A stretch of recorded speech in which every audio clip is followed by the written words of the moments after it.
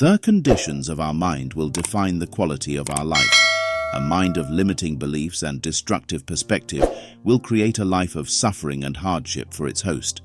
In contrast, a mind of opportunity, potential, optimism, resilience, and understanding will create a life of stability, enjoyment, and competence.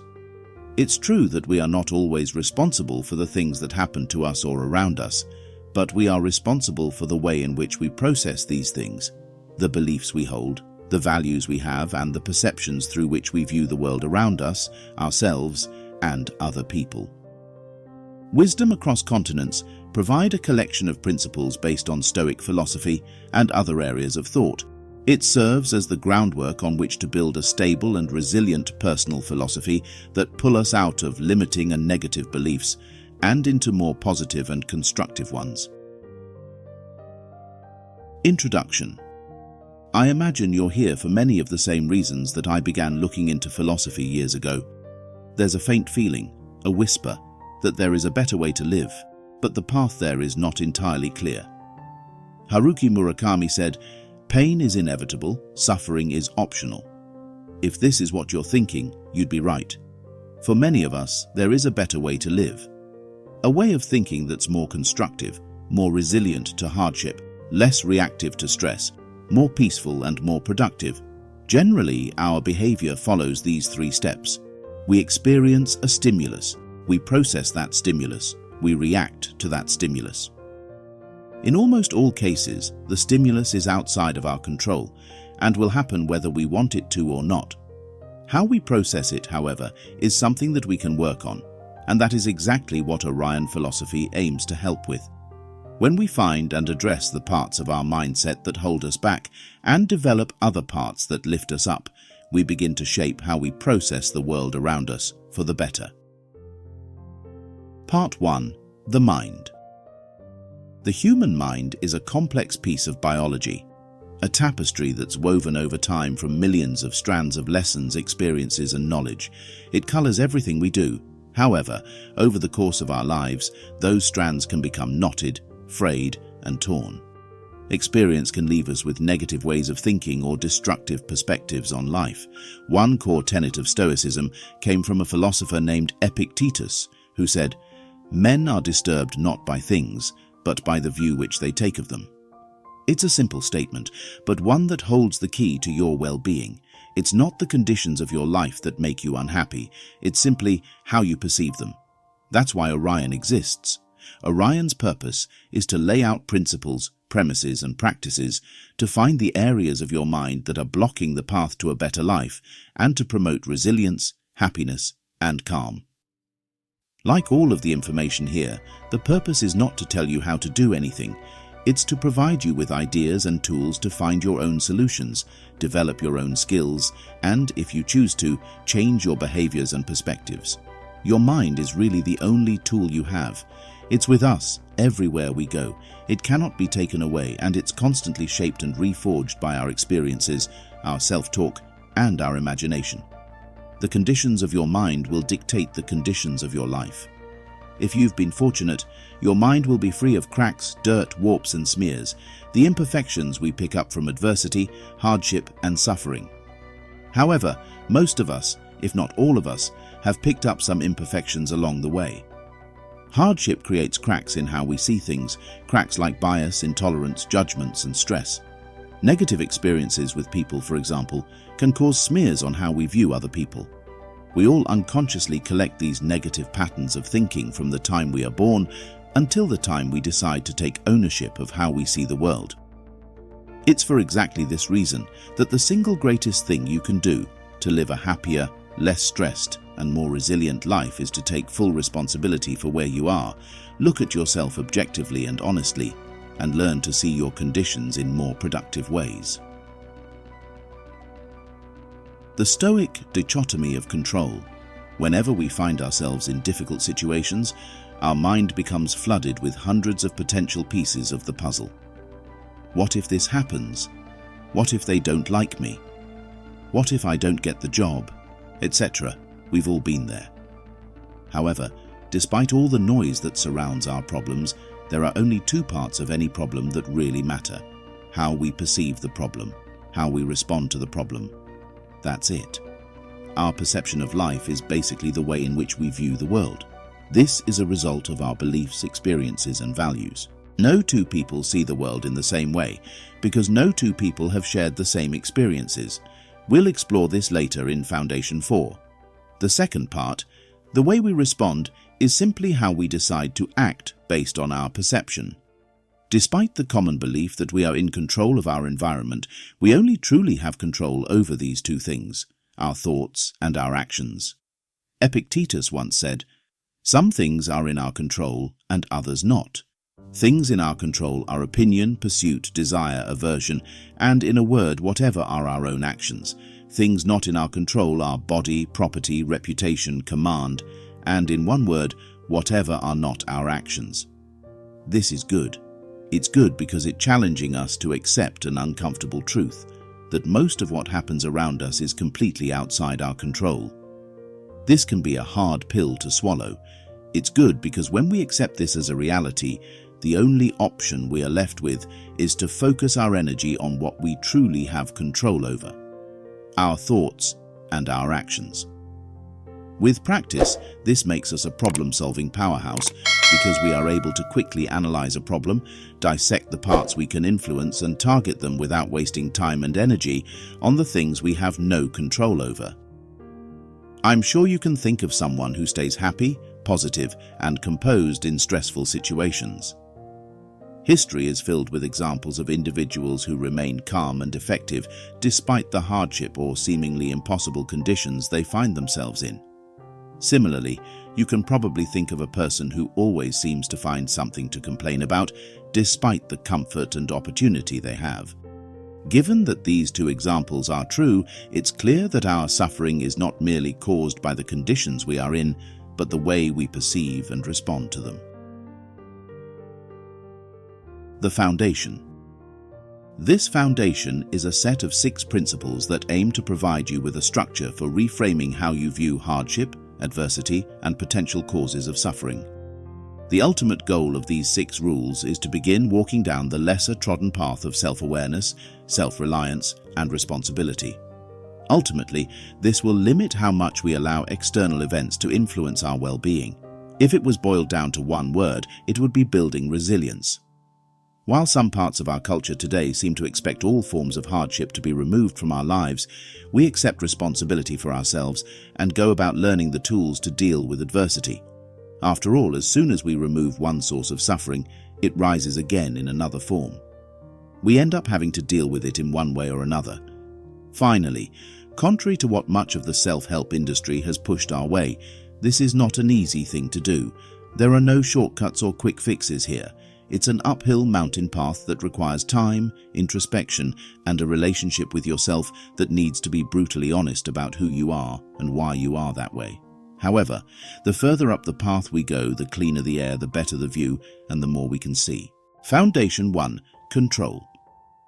Over the last few thousand years, philosophy has grown into a massive subject that asks questions about almost every area of our lives, from the very small to the very large, like, what is the meaning of life? While some of the more esoteric schools of thought have their place, I find that the real value is in the concepts that you and I can sink our teeth into and apply from day to day. Those are the bits I love, and those are the bits that I think have the greatest impact on our well-being. Of these practical philosophies, Stoic philosophy is home to some of the most applicable and effective ideas from the ancient world. The founder, Zeno of Citium, and the subsequent followers of the Stoic school such as Marcus Aurelius, Epictetus, and Seneca have left us with a wealth of knowledge. Wisdom that has been read, digested, and applied by everyday people like you and me to help them build resilience, achieve peace of mind, enhance their well-being, and live better lives. Out of all the books, lectures, letters, essays, and scraps of work left to us by the ancient Stoics, there is one lesson in particular that stands out as the golden core of this practical philosophy, the dichotomy of control. At its core, Stoic philosophy is simply a system of living and thinking that leads to a life of flourishing, or what the Stoics called eudaimonia. These same Stoics believe that a necessary principle in achieving this is developing the virtue of wisdom. where wisdom is the ability to see the world clearly, free of bias and prejudice, and the ability to use what we know to make sound judgments. A large step in developing the virtue of wisdom is developing the understanding of what is within our control and what is not. This may sound like a simple thing to do, but it can have a huge impact on the way we view the world, how much we suffer, and how resilient we are, as we're about to find out. Epictetus once said, "To achieve freedom and happiness, you need to grasp this basic truth. Some things in life are under your control and others are not. Within your control are your own opinions, aspirations, desires, and the things that repel you. We always have a choice about the contents and character of our inner lives. Not within your control is literally everything else. You must remember these things are externals and none of your concern." Suffering and control. Control is a difficult thing to see clearly in our modern world. We often assume that we have far more control over the world around us than we really do. In reality, we control very little. This can be an uncomfortable truth, especially for those of us who like the feeling of control or find comfort in it. However, much of what we think we control is an illusion, a story we tell ourselves because it's comfortable. This temporary comfort can be the death of long-term well-being, and we all have a responsibility to look at our lives objectively and decide what is within our control and what is not. Epictetus once said, "Some things are within our power, while others are not. Within our power are opinion, motivation, desire, aversion, and, in a word, whatever is of our own doing. Not within our power are our body, our property, reputation, office, and, in a word, whatever is not of our own doing."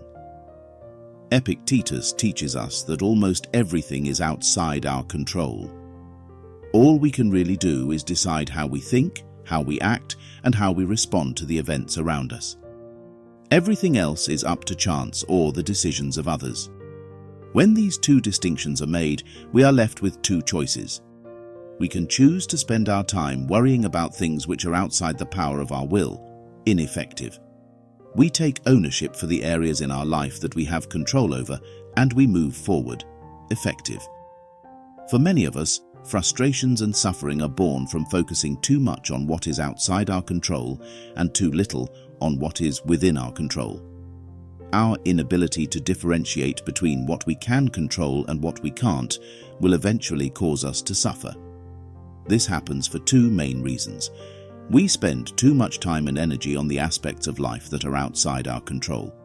The best examples of day-to-day suffering as a result of uncontrollable externals are traffic, other people's actions, people not texting back, the economy, the weather, disasters, politics, not getting enough likes on our Instagram selfie, etc. We fail to take ownership and focus on the areas of life that are truly within our control. Our thoughts, our beliefs, our values, our actions, our perceptions. That's it. It's that simple. However, adopting it perfectly into our daily lives takes a fair amount of self-awareness, reflection, and practice. Epictetus said, "There is only one way to happiness, and that is to cease worrying about things which are beyond the power of our will." The story of the fisherman. Take the example of a Stoic fisherman at sea. The wind is outside his control, as are the tide, the rain, the waves, and the number of fish below the surface. Bemoaning any of these is a fruitless task, and simply a source of unnecessary suffering. It achieves nothing, it changes nothing.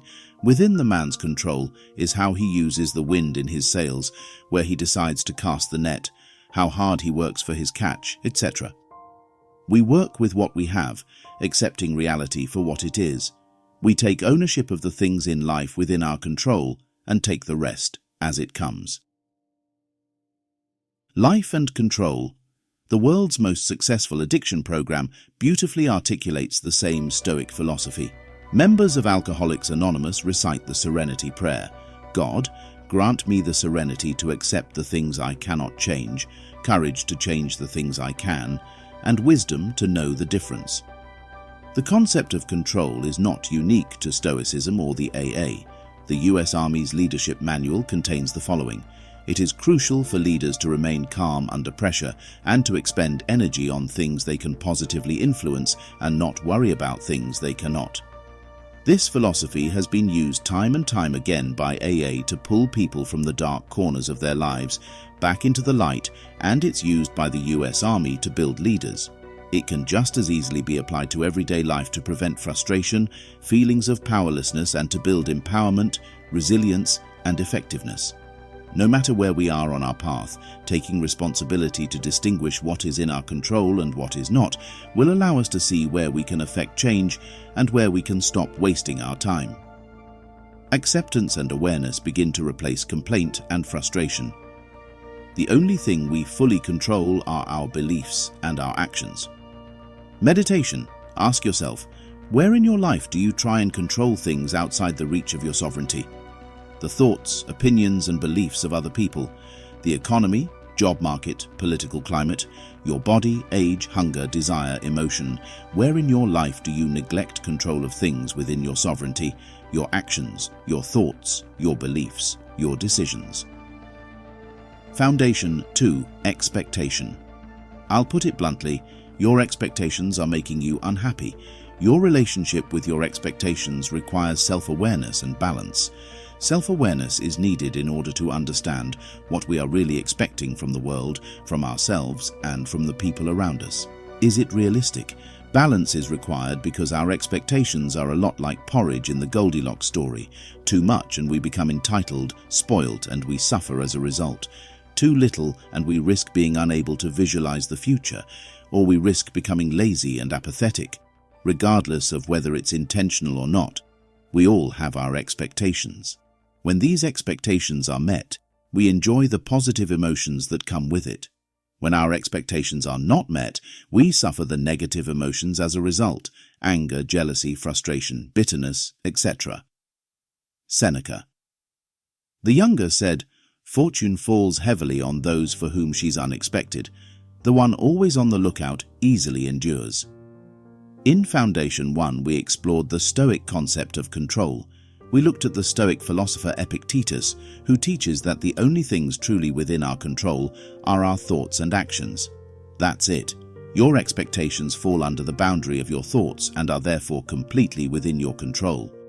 When we accept responsibility for what we expect, we take ownership of how much we allow our expectations to affect our well-being. Stoicism and expectation. Stoic philosophy utilizes a tool called negative visualization to harness the power of expectation to help live better, happier lives. The Stoics would intentionally imagine and expect situations that were far worse than their current condition. They did this to achieve two things. Negatively visualizing the future can help us plan for undesirable events, should they occur. Thinking about how bad our conditions could be will help you remember that life could always be worse. It helps develop gratitude for what we have. I cried because I had no shoes, then I met a man who had no feet. These Stoic methods of visualization helps dissolve the negative emotion caused by unmet expectations. Someone was rude to you? So what? They have no obligation to behave in a way you approve of. They will behave in their nature. Don't expect an apple tree to produce oranges. You'll end up frustrated. It's worth me saying that negative visualization is not to be confused with catastrophizing. One is a tool used for a purpose. The other is an unwanted runaway of our emotions and anxieties. Realistic expectations. One of the first steps required in dousing the negative effects of our expectations is to make a clear decision about whether our expectations are reasonable or not. Do we expect people to act in ways we agree with? Why should they? Do we always expect to succeed at whatever we try? Is that realistic? Do we expect the weather to be nice at the weekend? Why should it? Many of our expectations are simply hopes that the world or its people shape themselves to suit us. They won't. Let's use a traffic jam as an example. Two cars are stuck in traffic on a highway. Both people are on their way to an important meeting. The first driver does not have a philosophy. They need to be in this meeting. Why is there traffic? They're going to be late. The driver is angry and frustrated. They honk the horn and gesture at the people in front who don't move quickly enough. They expect no traffic. They expect to make the meeting. They suffer as a result of their expectations. The second driver has philosophy. They want to be in this meeting, however the traffic is something outside their control, so they accept it. After all, traffic is part of the nature of driving. It's unrealistic to expect to drive and never encounter traffic. They spend some time thinking that they could have been in a car accident, they could have broken down, they could be at the back of the traffic. It could be worse. They think of what they can control in the situation and they put on an audiobook to pass the time. They don't suffer. The conditions are the same, the responses are different. It's our responsibility to decide how we see things, how we think about them, and how we respond. Ourself, others, and the world. Much of the suffering caused by our expectations can be summed up in one sentence. The world and its people will act as they do, not as we expect them to. On its face, expectation does not seem to be a clear reason to suffer. However, when we dig a bit deeper, it becomes more obvious that our expectations can be a huge source of inner turmoil. Expectation creates inner conflict and resistance when the world does not align with what you think it should be. I like to break this principle down into three main areas. Expectation on ourselves. Often we place too high an expectation on ourselves, especially in our modern world of social media, marketing, and advertising. We are bombarded with prompts to compare ourselves to others and do more, buy more, be more, have more. This can create a heavy incentive to expect more from ourselves than is reasonable. When we expect too much from ourselves, we risk feeling inadequate, insufficient, unworthy, worthless, and in many cases, guilty. After all, look at all the success around us. Why can't we be that good? It's BS. In reality, most people are just doing their best to get by with what they have. We work, we spend time with our friends, we laugh with our family, and we create families of our own. Often this is enough. Very few of us will be millionaires, rock stars, insta-famous, or politically powerful. The motivational speaking culture doesn't help. We're told we can do anything, be anything, drive the Lambos, and fly the jet. We just have to believe many of the people who preach these lessons haven't been there themselves. While it is possible to have massive success from hard work, discipline, and education, I wouldn't hang my well-being on it. It's worth spending some time away from the phone, the computer, and the TV to sit and reframe some realistic expectations we have for ourselves. For example, everyone makes mistakes. I expect I will make mistakes, but I also expect myself to take responsibility for them and move forward.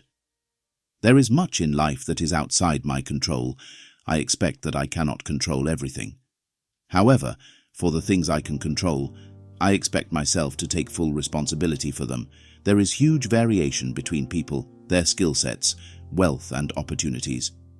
I expect these variations. However, I expect myself to use what I have to the best of my ability and accept others for what they are, whether I like them or not. Expectation on others. We just mentioned that there is a huge variation between people, from the upbringing we have, the culture, wealth, education, friends, and so on. There are billions of us, all with different values, perspectives, beliefs, and goals. This variation in people naturally leads to variation in behavior, and variation in behavior will mean that some people will act in ways that others don't agree with. This is the cost of variety. Where this causes suffering is when we expect people to behave in a way that's aligned with what we believe is right, good, or respectful. However, people don't behave based on your individual values. They behave as a result of their own.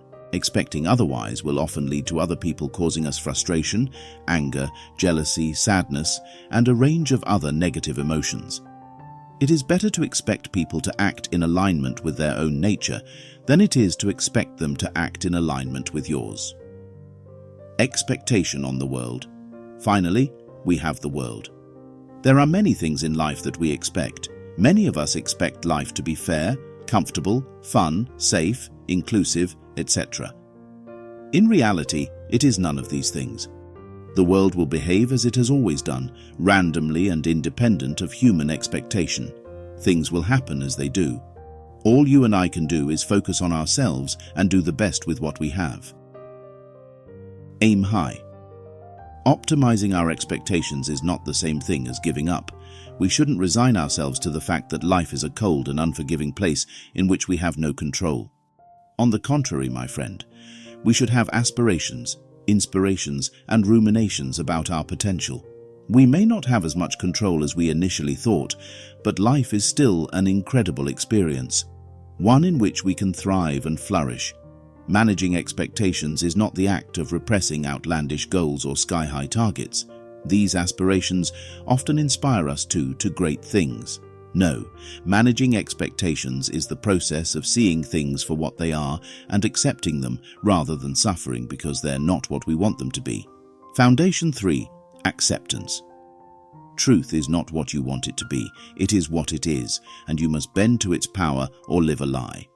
Acceptance is one of those things that's easy to understand, easy to say, but hard to do. The quote above is from a man named Miyamoto Musashi. He makes one of the most important observations a person can make when we're trying to live a more calm and resilient life. Life is not what we want it to be, it just is what it is, and we need to accept that. Stoicism and acceptance. Let's sit down and draw some more wisdom from the Stoics. In order to achieve a level of happiness and well-being that is unaffected by our circumstances, the Stoics employ an extreme practice of acceptance. If you ever find yourself struggling with accepting something in your life, imagine being stood in front of one of the great ancient Stoics, sandals and all. They would quickly point out that you only have two options when something happens to us. You can either accept what's happened as reality and move forward, or we can resist it. Most people resist most of the time. It holds us back. It wastes our time. Because the event has already happened, resistance will only give you some unnecessary suffering and prevent you from effectively moving forward with your life. Resistance is like an emotional anchor. It hooks us to things that have already happened. Acceptance starts with two very simple facts. The world, its events, and all of its people will behave as they do, not as we want them to. See expectation. In the face of an event, we can either accept it as reality and move forward, or we can resist it. The source of resistance. I think it's important to point out that our resistance only comes after we experience something undesirable. When something desirable occurs, we have no problem accept it readily. Therefore, the only difference between acceptance and resistance is how you perceive an event, primarily our level of desire. Luckily, we know from Foundation 1 that our desire and perception are part of our thoughts and are therefore fully within your power to change. Let's look at an extreme example. If you desire above all else for everything to behave as it naturally would, then you would accept anything and everything as and when it happens. You would experience very little resistance. However, our problem comes when we desire some things more than others, and we will always desire some things more than others. We're human, not robots. For example, I will desire sun more than rain on my wedding day. If it rains, I am met with a certain level of resistance. However, if I desire the weather to act as it naturally would, then when it rains, I can accept it as easily as I would if it was sunny. The same is true for our relationships with people. Let's say I want everyone to treat me politely and with respect. If I get cut up in traffic, if someone doesn't hold the door open for me, or if someone cuts in line in front of me, etc., I will be met with resistance and suffering. However, if we accept that people will act in their nature, we more easily accept the situation for what it is and act accordingly, calmly asking the person to join the back of the line, etc. Today, we can see a significant amount of suffering caused by people's inability to accept the world for what it is. They want the world to be what they think it should be. When we can't accept, we resist. And when we resist, we are met with a level of suffering. In 58 CE, the Stoic philosopher and statesman Seneca wrote to his brother, "The happy man is content with his present lot, no matter what it is." Don't lie down. Acceptance is not the same as submission.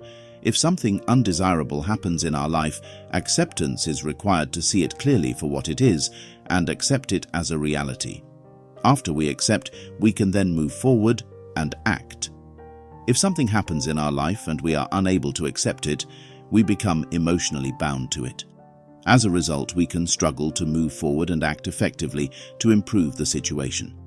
For example, let's say you go for a job interview in your company. You don't get the job, but someone you work with does. You're given your feedback and the next day continue in your current role. Option 1. You resist the situation.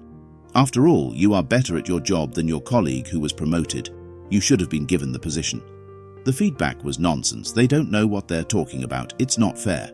Option 2. You accept the reality of the situation. The job has been filled by someone else. You didn't get it. Perhaps there are gaps in your ability that you're not yet able to see. You accept the feedback and begin to work on the areas that were highlighted as weaknesses. You grow. You move forward. You go after the next promotion. Which situation is more constructive long-term? Acceptance does not mean submission. It simply means detaching our desire from reality to limit resistance, limit suffering, and preventing us from moving forward effectively. Truth is not what you want it to be. It is what it is, and you must bend to its power or live a lie. Foundation 4. Compassion. Compassion comes from the Latin word compati, which means to suffer with. The word expresses a deep human emotion that bonds us together, helps us understand one another, reminds us of our shared experience, and is part of what it is to be human. As we'll see, the ancient Stoics have a number of lessons we can learn on the topic.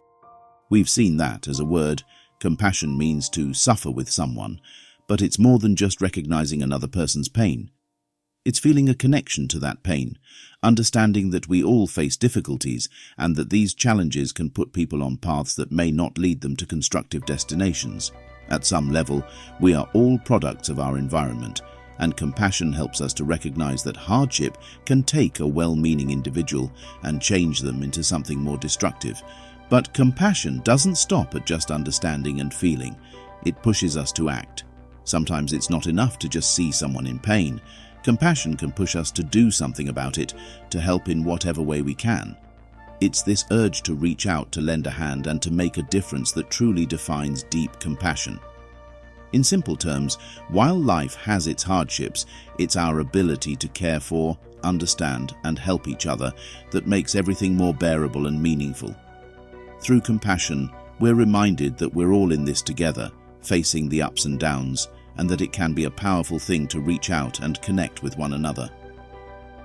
We are born a blank canvas. When you and I were born, we were a blank canvas. As we grew, we soaked up information and learned to recognize shapes, colors, emotions, language, and people. At the same time, our brains were busy stitching everything together into a map of interconnected relationships, comparisons, and patterns.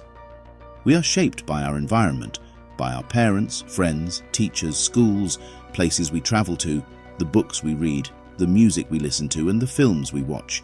Both of us are products of what we've experienced. Given that this is true, we are two very different people because there was such a wide variety of conditions in which we grew up and lived. This variety has a number of benefits. It also has a number of risks. Unfortunately, not everyone grows up in constructive environments. Many people experience hardship to different degrees. Many people grow up poor without guidance or good role models. Some of us face hardship early in life, and some people go through life with almost no hardship at all. Both of these conditions have their issues. If we are in part defined by our experience, then in trying to understand the experience of others, we can start on a path to become more compassionate to one another. The behavior of other people becomes far more understandable once we become aware of what they've been through up until that point. However, intent is key. People are mostly good. I believe people are generally good. We all mess up now and then. We make mistakes. We hurt people unintentionally, and we say stupid things. We do dumb shit. H. There is a small minority of people who intend to cause harm. However, I believe that the vast majority of us are just trying to do the best we can in the conditions we find ourselves in. Actions that are perceived as evil, harmful, or bad are simply caused by misinformed or misguided people. And if we are products of our environment, then those of us who cause unintentional harm to others do so partly because they have or have had a poor environment to develop in. Marcus Aurelius said, "When you wake up in the morning, tell yourself, the people I deal with today will be meddling, ungrateful, arrogant, dishonest, jealous, and surly. They are like this because they can't tell good from evil." Responsibility. We have to be careful. This is not an excuse to blame your environment for shitty behavior. We still need to take responsibility for our actions. However, this concept does help us understand other people when they are acting out or becoming destructive. Marcus Aurelius said, "When you wake up in the morning, tell yourself, the people I deal with today will be meddling, ungrateful, arrogant, dishonest, jealous, and surly. They are like this because they can't tell good from evil. But I have seen the beauty of good and the ugliness of evil, and have recognized that the wrongdoer has a nature related to my own, not of the same blood and birth, but the same mind and possessing a share of the divine, and so none of them can hurt me. No one can implicate me in ugliness, nor can I feel angry at my relative or hate him. We were born to work together like feet, hands, and eyes, like the two rows of teeth, upper and lower. To obstruct each other is unnatural. To feel anger at someone, to turn your back on him, these are unnatural." Foundation 5. Gratitude.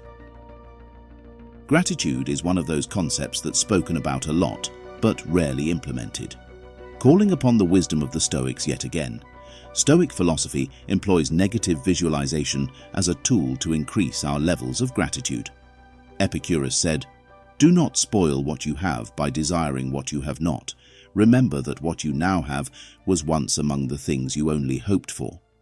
For example, imagine you've come home and found out that you've been burgled. They've taken everything. Now, most days we barely think about what we have, and it's not until they're taken away that we really appreciate the things in our lives. The same practice can be done for any number of things, such as hot water, a warm bed, food, a computer, our health, our eyesight, etc. Putting ourselves in these hypothetical positions of loss helps us appreciate the things we have. Memento mori, death. It's not normally something we'd sit around talking about over a beer. If anything, it's an area of life that you and I probably avoid. However, counterintuitively, thinking about death can help us live better, happier, and more present lives. Here's how. Memento mori is a phrase that has spanned both time and culture. It's been used in meditation and philosophy by people from the Stoics to the Buddhists, all in an effort to achieve more gratitude for life and a perspective that makes our existence more vibrant. Memento mori translates from Latin as "remember that you must die." It's a reminder that your death is inevitable and that your time is limited. There will be a day where you and I won't wake up to enjoy the beautiful chaos of life. No matter where you are born, how rich you are, or what you do during your life, you will die. Death is simply change, and change is life. Many of us will avoid thinking about death's uncomfortable inevitability, the slow approach to the end. However, for those who know how to use it, the reality of death helps cultivate a greater appreciation of life. Humor me for a moment and imagine that you only have 1 week left to live. I imagine that you have a list of things that you would do, people that you would spend time with, and places you'd go. Memento mori uses the same principle, but instead of 1 week, we have 80 odd years. Looking honestly at our mortality helps us clarify what's important. Stoic philosophers did not see death as a morbid idea to be avoided. It was an aspect of life to be accepted and used to appreciate each new day, remain grateful for the time we have, prioritize action, and not waste time. Flip the thought pattern. Our default thought patterns as humans normally flows along the path of wants. We look to the future and want more than what we have. Faster cars, better clothes, a bigger house, more money, etc.